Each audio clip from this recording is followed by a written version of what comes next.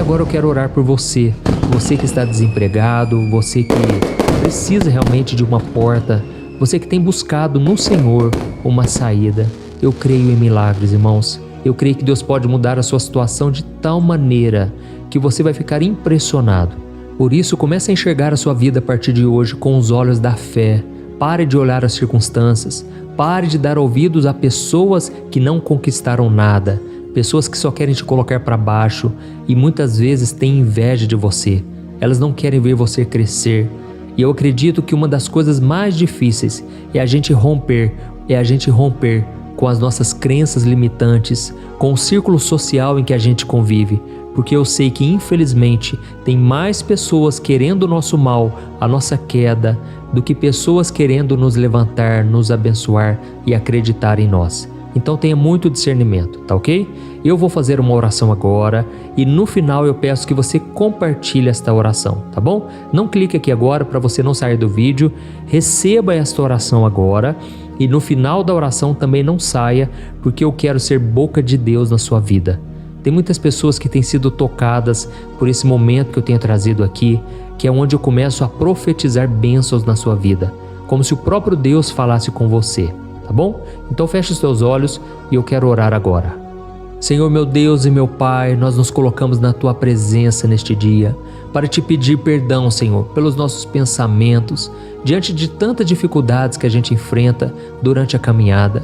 Oh meu Pai, muitas vezes somos tomados por esse sentimento de injustiça, quando a gente se depara com os ímpios prosperando, enquanto nós que buscamos ser fiéis, temos passado por tanta tribulação. Oh meu Pai, quantas pessoas agora estão me ouvindo que estão desempregadas, não conseguem pensar numa maneira de ganhar dinheiro, não conseguem sair dessa situação em que estão. As contas têm chegado, as dívidas têm aumentado. Senhor Jesus, tem misericórdia, Pai, deste homem e desta mulher. Tudo que essa pessoa precisa é estar com o coração cheio de fé, de esperança, porque se a pessoa estiver mal emocionalmente, ela não consegue sequer sair da cama. Oh meu Pai, tem misericórdia, Senhor, do Teu povo, prospera-nos, ó Deus, para que a gente possa abençoar vidas, abençoar a obra, que a gente possa, meu Pai, ser bons administradores de tudo aquilo que o Senhor coloca em nossas mãos. Não nos deixe, meu Pai, cair no engano do consumismo, que a gente gaste mais do que a gente tem. Pai, nós não precisamos provar nada para ninguém, por isso eu te peço, Senhor, coloca dentro de nós o amor que o Senhor tem pela nossa vida. Nós temos um valor imensurável e não precisamos provar nada para ninguém nesse mundo.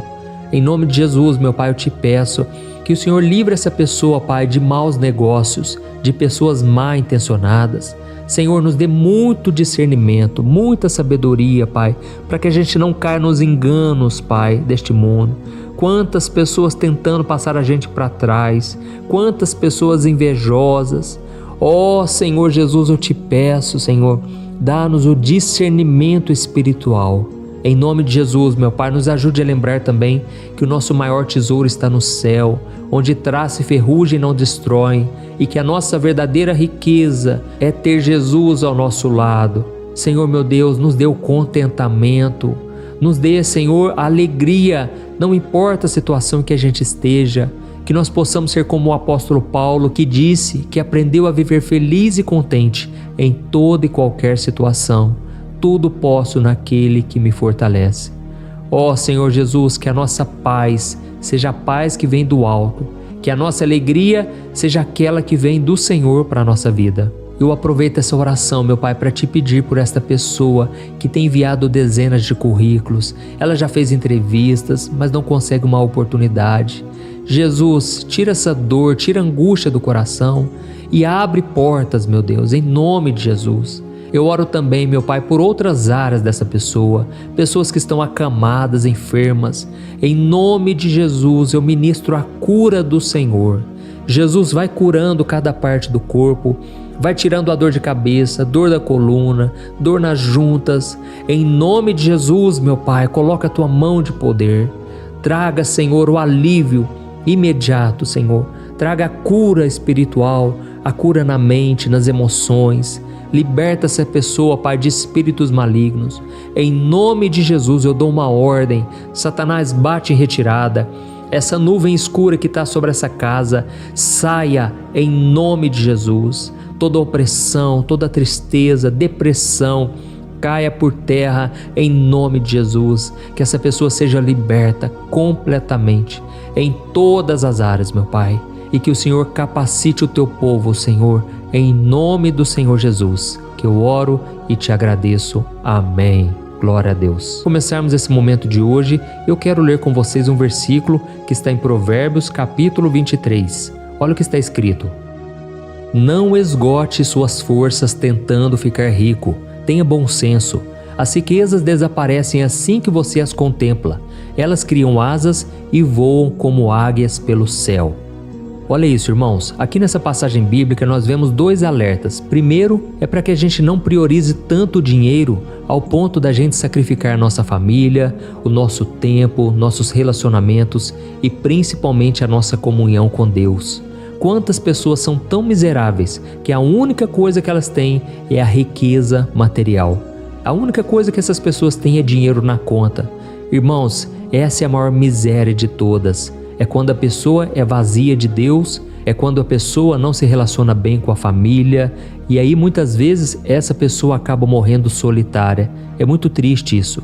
E ao mesmo tempo, aqui nessa passagem de Provérbios 23, está escrito que as riquezas desaparecem assim que você as contempla. Elas criam asas e voam como águias pelo céu. Ou seja, irmãos, não podemos colocar nossa confiança, a nossa segurança no dinheiro, porque de uma hora para outra as coisas podem mudar, nós podemos perder muito dinheiro, perder tudo. Quantas pessoas fazem maus investimentos e aí perde uma bolada de dinheiro?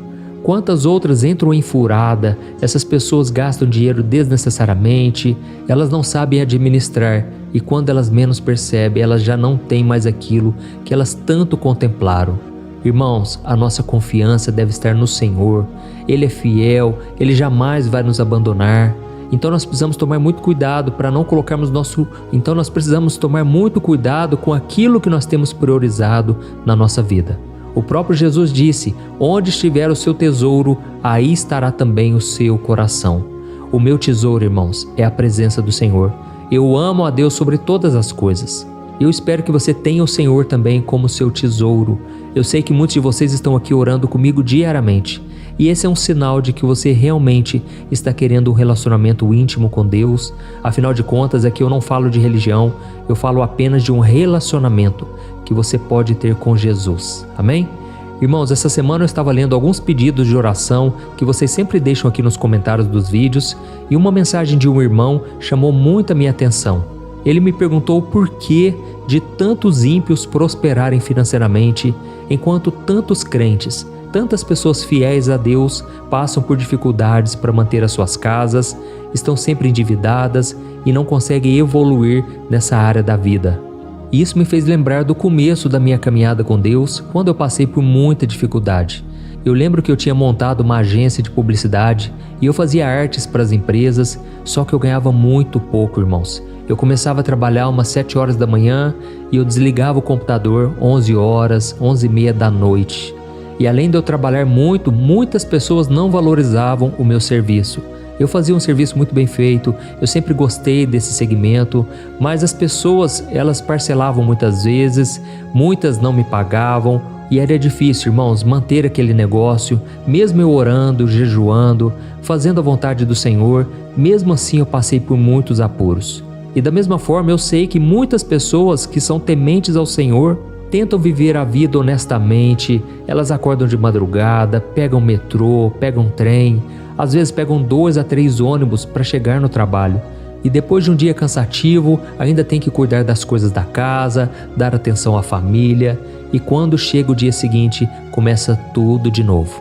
E aí, depois de trabalhar um mês inteiro, a pessoa percebe que o seu salário mal dá para sustentar a família e pagar as contas. Enquanto isso, aquele seu vizinho, seu conhecido ou patrão, que nem acredita em Jesus, vive mentindo para ganhar vantagem em tudo e tem uma vida totalmente errada, mora numa bela mansão, troca de carro todo ano, está sempre viajando para o exterior e desfruta de todos os prazeres que o mundo pode oferecer. Não parece muito injusto, irmãos? Eu sei que parece, mas uma coisa eu tenho aprendido: esse mundo não é justo. Essa vida nossa não é justa porque o pecado entrou no mundo, isso contaminou, isso prejudicou a todos nós. E é por isso que nós devemos ter os nossos olhos fixos em Jesus, porque Ele tem promessas para o nosso futuro. E a Bíblia também nos dá muitos alertas sobre pessoas que priorizam somente as coisas dessa terra. Inclusive o apóstolo Paulo disse: se você busca Jesus somente pensando nas coisas terrenas, você é a pessoa mais infeliz de todas. Isso porque, irmãos, Jesus está preparando um lugar muito melhor para nós, onde não haverá sofrimento, não haverá morte, cansaço, decepção, não haverá nada de ruim. E ao mesmo tempo, enquanto estivermos aqui, podemos sim ter uma vida próspera, uma vida abençoada e também uma vida onde a gente consegue ganhar dinheiro, consegue ajudar outras pessoas com dinheiro. Mas para isso precisamos entender uma coisa: não adianta apenas ter fé, você precisa empreender. Aprenda isso, irmãos. Tem muitas pessoas que ficam colocando na mão de Deus e ficando de braços cruzados. Tem pessoas que não querem estudar, não querem trabalhar, não querem fazer a hora extra, não querem usar a mente para poder ganhar mais dinheiro. Talvez você tenha ganhado muito pouco, então você precisa ter uma nova renda, você precisa complementar o seu salário, entendeu? Mas voltando a falar sobre essa ideia, de que é injusto ver os ímpios prosperando e o povo de Deus sofrendo, eu quero te dizer que isso não é algo novo. Sempre aconteceu esse questionamento. Eu não sei se você sabe, mas o Salmo 73 fala exatamente sobre esse sentimento de frustração. Olha o que o salmista escreveu: eu tive inveja dos arrogantes quando vi a prosperidade desses ímpios. Eles não passam por sofrimento e têm o corpo saudável e forte. Estão livres dos fardos de todos. Não são atingidos por doenças como os outros homens. Por isso, o orgulho lhes serve de colar e se vestem de violência. Do seu íntimo brota a maldade, da sua mente transbordam maquinações. Irmãos, quem escreveu esse salmo foi um homem chamado Asaf. Asaf olhava para os ímpios ao seu redor, as pessoas más, os homens corruptos, e ele notava que todos prosperavam, enriqueciam, pareciam não ter problemas, eles não passavam por provações, e enquanto ele estava ali servindo a Deus, frequentando o templo, procurando ser justo nas suas palavras, nas suas atitudes, e mesmo assim, a sua vida era um deserto que nunca acabava. Ele enfrentava dificuldades financeiras, e então ele começou a se perguntar: espera aí, o que está acontecendo? Como é que pode isso? Irmãos, eu sei que nós pensamos a mesma coisa. Nós perguntamos a nós mesmos: como é que Deus permite uma coisa dessas? Irmãos, quando isso acontece, nós podemos cometer um erro muito grave, o de acreditar que Deus é injusto ao permitir que um ímpio prospere enquanto nós passamos por dificuldades financeiras. Como eu disse, a vida é injusta, mas Deus sempre é justo, irmãos. Não podemos desconfiar do seu caráter. Deus é fiel. E se nós alimentarmos esse pensamento de que Deus não está conosco, de que Deus nos abandonou, que Ele é injusto, nós podemos começar a desviar da fé. E foi isso que começou a acontecer com esse salmista no Salmo 73. No versículo 13, ele disse que começou a achar que era inútil manter puro o seu coração e viver uma vida de santidade. Ou seja, ele estava dizendo: não adiantou nada eu viver a minha vida corretamente, sempre procurando agradar ao Senhor. Olha só a que ponto esse homem chegou, irmãos. E eu sei que muitos de vocês também têm orado, mas com aquela fé enfraquecida. Sabe, aquela fé pequenininha porque você não acredita mais que pode acontecer algo de bom com você. E aí você começa a olhar para os ímpios e você pensa que todas as pessoas que não vão na igreja, que não conhecem a palavra, são pessoas más, pessoas que fazem coisas erradas. E nem sempre, viu, irmãos? Tem muitas pessoas que não vão na igreja, não têm o conhecimento da palavra de Deus, mas são mais honestas que muitos cristãos. São pessoas boas, que buscam fazer o que é certo, ajudam o próximo, mas a verdade é aquilo que eu te falei. Elas são pessoas empreendedoras. São pessoas que estão sempre pensando em ganhar mais, muitas vezes economizando bastante. Então nós precisamos aprender com aqueles que estão prosperando.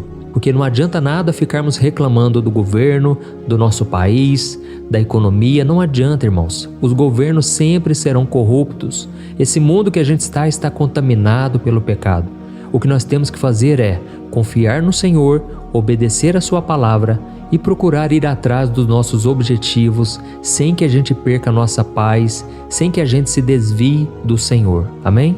E uma coisa que precisamos saber também é que nem sempre a prosperidade que a gente vê é realmente uma prosperidade. Como eu disse, tem muitas pessoas que são tão miseráveis que a única coisa que elas têm é dinheiro.